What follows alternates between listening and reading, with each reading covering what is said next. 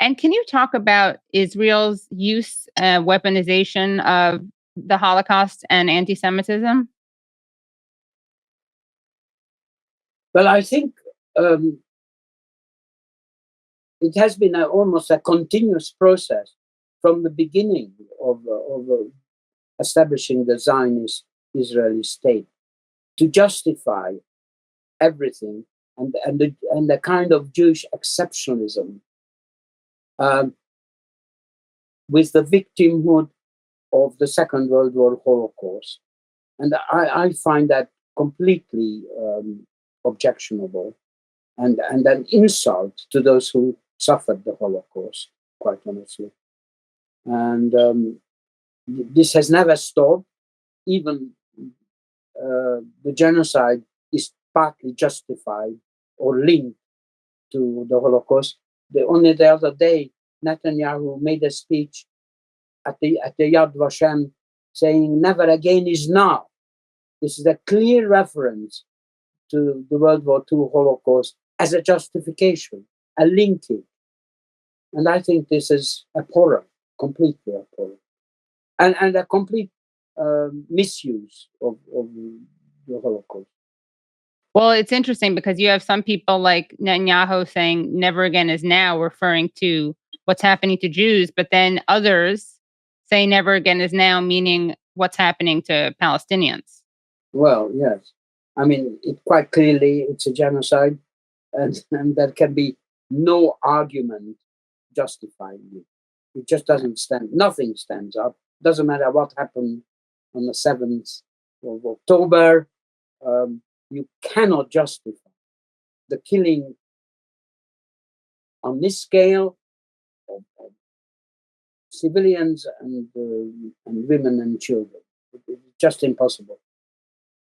It does seem like for some people, the takeaway of the Holocaust is never again just for Jews, and it's okay if other people are killed. And then for others, it's never again because of what was done to the Jews. How can we stand silent? How can we be complicit? How can we not oppose the genocide of others? What do you think determines which direction people go in? Well, I think we have to remember that even the original World War II Holocaust was not only affecting Jews. Right. There were the Roma people, etc. Communists, people with disabilities, socialists, yes, right. Gay people, right. And even before that, there was a Holocaust of the handicapped that went on in an institutionalized way, and nobody defended them, including the churches.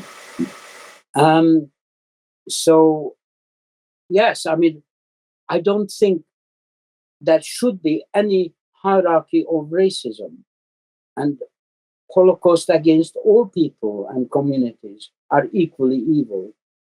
And I don't think you can distinguish and have choice. You have to be protesting and condemning all Holocaust. Now, the Israelis, Zionists often say, well, the numbers are not as great as those died in the Iraq attack, etc., Fallujah, and the high-level bombing, etc. The difference is that it was hidden at that time. We didn't have the mass media made sure that it wasn't happening in front of your eyes. This particular genocide is, and if you can see it day to day, it is impossible to remain silent. It is impossible not to take sides. And as someone who was a child during the Holocaust, what do you think about when you see these children who are being killed, or you see their corpses, or you see them with missing limbs or orphaned? Well, I think it's so horrific and painful. All justification stops. You cannot have this. And this is why we turn out in London in huge numbers. I mean, even yesterday, we went again, 200,000 people were there, enthusiastically protesting, lots of young people, and this goes on every few weeks. Between 300, 200,000 at the beginning, occasionally even close to a million people. And we're not going to stop, because it's impossible to stop while this is going on.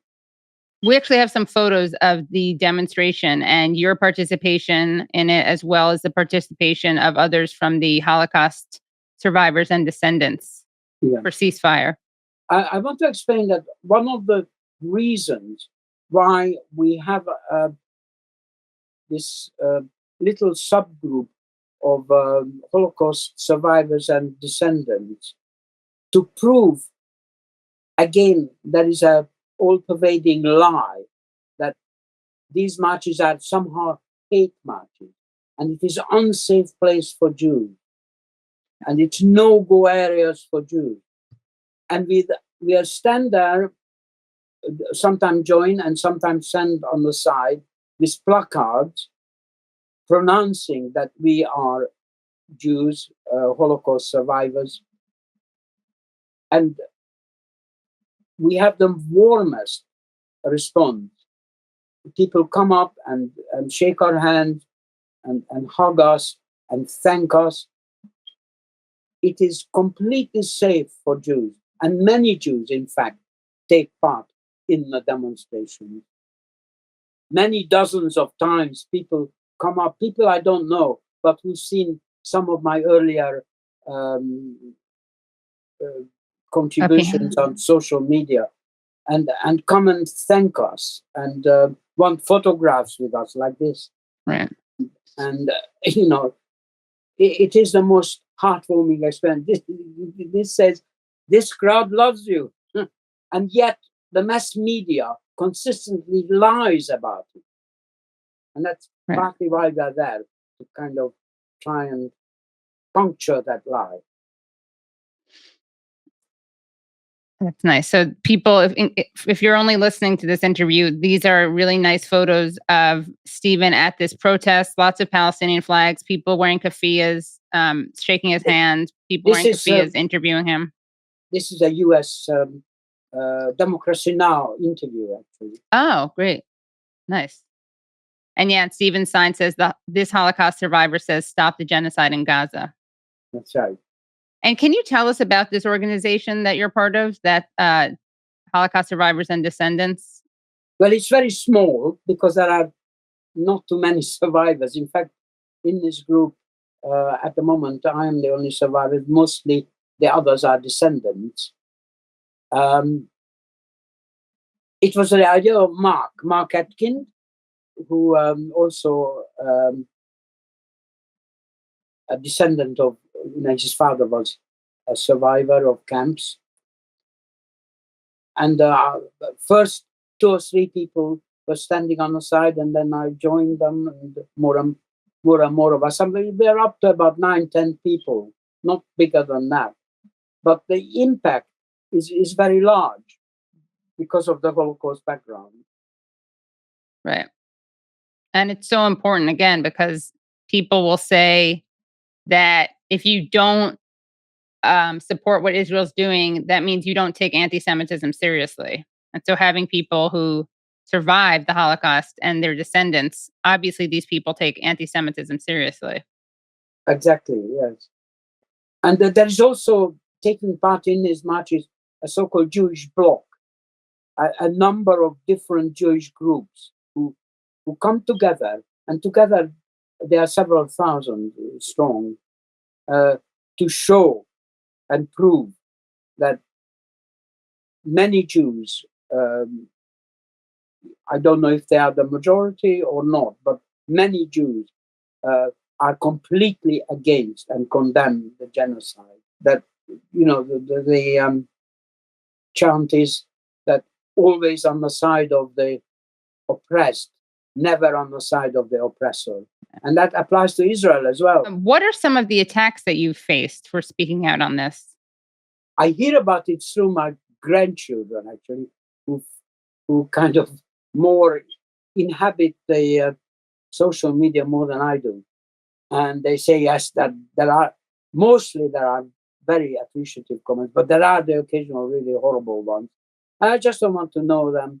I don't want to engage with them, and I'm not interested, and I'm not particularly bothered about them. Only a few days ago, we had in Camden, which is a central district of London. In Camden, we had a Gaza week, where near a tube station, we regularly had in the evenings speeches and organized events, demonstration against the genocide. And I was speaking a few days ago at one of them about the Holocaust experience. And we were infiltrated by and mixed in with Zionist demonstrators with Israeli flags and being heckled, and they displayed placards like "Great supporters of our streets" and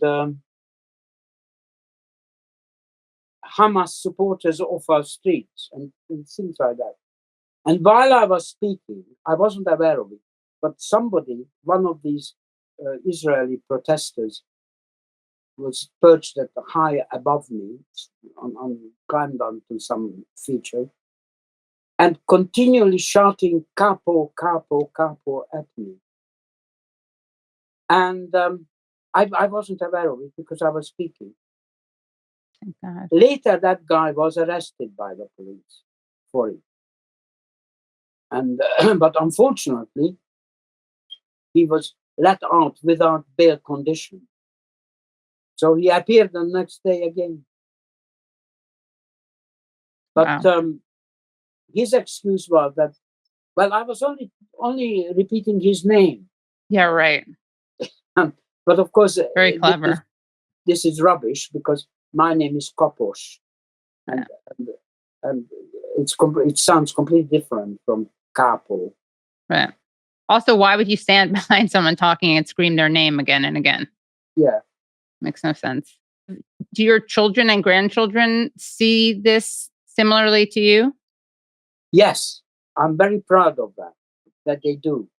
And in fact, I was asked to address one of the end rally of one of these big demonstrations, which ended at Trafalgar Square, and I was speaking from the platform about my support against the genocide and as a Holocaust survivor, with 300,000 people down there, and at the suggestion of Jeremy Corbyn, who I got to know and so on, standing behind, said, "Look, your family should be standing behind you when you are on the bus."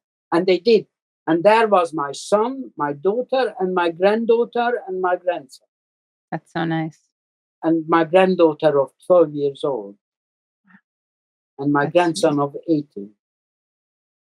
And I'm really proud of them.